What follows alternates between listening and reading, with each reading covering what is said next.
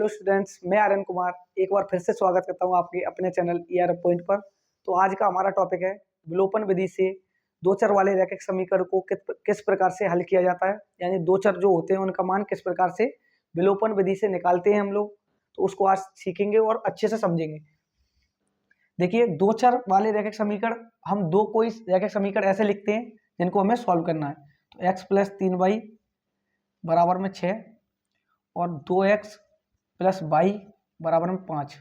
देखिए, इस तरीके के सवाल दो तीन तरीके के होते हैं। उन्हें सॉल्व करने के लिए मैंने क्या करा है कि दोनों चरों के साथ में अलग अलग संख्याएं ली हैं जिससे आपको अच्छे से समझ में आ सके।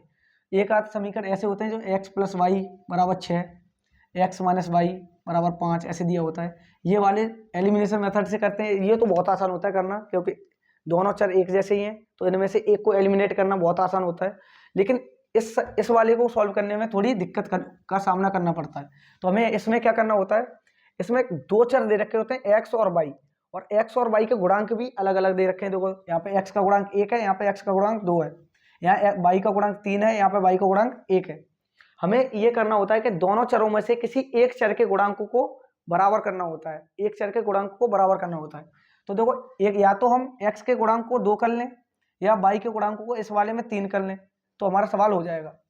लेकिन x के गुणांक को 2 करने से पहले हमें क्या करना पड़ेगा, इसमें पूरे समीकरण में 2 से गुणा करना पड़ेगा, पूरे समीकरण में 2 से गुणा करना पड़ेगा। तो हम पहले इसे मान लेते हैं समीकरण 1 और इसे मान लेते हैं समीकरण 2, और समीकरण 1 में 2 से गुणा कर देते हैं, जिससे हमारा एक नया समीकरण बनेगा। वो बनेगा 2x प्लस 6y बराबर में 12। 2 का जो गुणा होगा इसमें भी होगा, इसमें भी होगा और इसमें भी होगा, यानी पूरे के समीकरण में जो कुछ भी करते हैं वो पूरे समीकरण में करना पड़ता है। तो ये समीकरण नया बना, इस समीकरण को नाम दे देते हैं 3। अब देखो, इसमें 2x पहले से था, अब इसका भी 2x बन चुका है। अब इस समीकरण को इसके नीचे नोट करेंगे, प्लस का चिन्ह, y बराबर 5। ये समीकरण हमारा 2 था। अब हम क्या करेंगे, इस वो तीसरे समीकरण में से दूसरे वाले समीकरण को माइनस करेंगे। तो माइनस करेंगे यानी कि प्लस का चिन्ह यहाँ पे माइनस का चिन्ह होगा, और यहाँ प्लस का चिन्ह यहाँ पे भी माइनस होगा, यहाँ प्लस है यहाँ माइनस होगा, यानी सभी के चिन्ह बदल जाते हैं। इसका चिन्ह माइनस होगा तो सभी के चिन्ह बदलेंगे, यानी घटाने पे से काट रहे हैं। तो ये प्लस का ये माइनस का ये कट जाएगा। ये प्लस का 6y है और ये माइनस का 1y है। 6y में से 1y माइनस करेंगे तो आएगा 5y। प्लस का आएगा क्योंकि ऊपर वाला ज़्यादा था, यानी प्लस वाला ज़्यादा था। बराबर का चिन्ह लगाएंगे। 12 में से 5 को माइनस करेंगे तो बचेगा 7, और प्लस का बचेगा क्योंकि 12 प्लस का था। तो ये आ गया 5y बराबर 7, और y का मान निकालेंगे तो आएगा 7/5। 7/5 यानी कि y का मान आ चुका है। अब y का मान आ गया हमारे पास, तो x का मान निकालने के लिए हम क्या करेंगे, किसी भी आसान से समीकरण में इसका मान रख देंगे। तो आसान समीकरण हमारे पास एक ही है, तो y का मान समीकरण 1 में रख देते हैं। y का मान समीकरण 1 में, y का मान समीकरण 1 में पुट करेंगे, रखेंगे। तो x प्लस 3 गुणा में आएगा 7/5, y की जगह 7/5 लगा दिया, बराबर 6।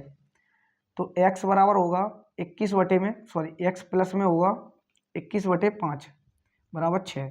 अब x का मान निकालेंगे, यानी कि 21/5 जो है बराबर से उधर भेजेंगे तो आएगा माइनस का 21/5। अब इसके नीचे एक मान के भिन्न सॉल्व करेंगे इसकी, तो आएगा x बराबर में लासा लेंगे 5 आएगा, और 5 का गुणा 6 में करेंगे तो आएगा 30 माइनस 21। तो ये आ जाएगा हमारा 30 में से 21 हटाएंगे 9/5।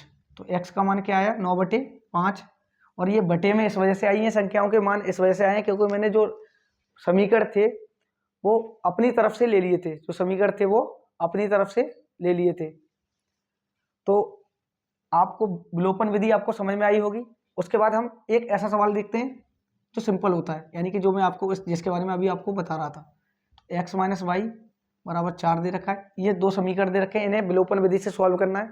तो इसके लिए कुछ भी नहीं करना, क्योंकि दोनों चरों के गुणांक समान है।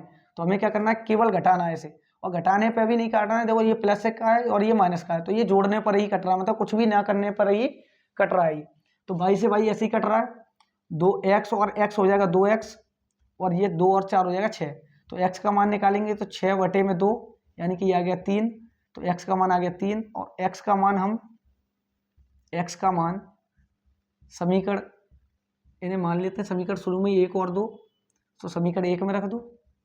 समीकरण 1 में x का मान समीकरण 1 में रखेंगे, क्या आया था 3, तो 3 + y बराबर 2, और y बराबर आएगा हमारा 2 - 3, y का मान आ जाएगा -1। ये सिंपल वाले जो है इस तरीके से सॉल्व करते हैं। और जिसमें गुणांक बराबर नहीं होते उसमें जिस किसी का भी गुणा करने के लिए हमें जरूरत पड़ती है उसका गुणा करके गुणांक बराबर कर लेते हैं, उसके बाद में उसका विलोपन कर देते हैं, यानी एक पद को विलुप्त कर देते हैं, यानी कि एलिमिनेट कर देते हैं। एक पद बचता है, उससे उसका मान निकाल के दूसरे वाले समीकरण में किसी आसान से समीकरण में रख के उसका मान निकाल लेते हैं। तो आई होप आपको ये वीडियो पसंद मतलब ये जो मैंने तरीका बताया वो आपको पसंद आया होगा। वीडियो अच्छी लगी हो तो कमेंट करें, लाइक करें, शेयर करें और चैनल को सब्सक्राइब करें। Thank you.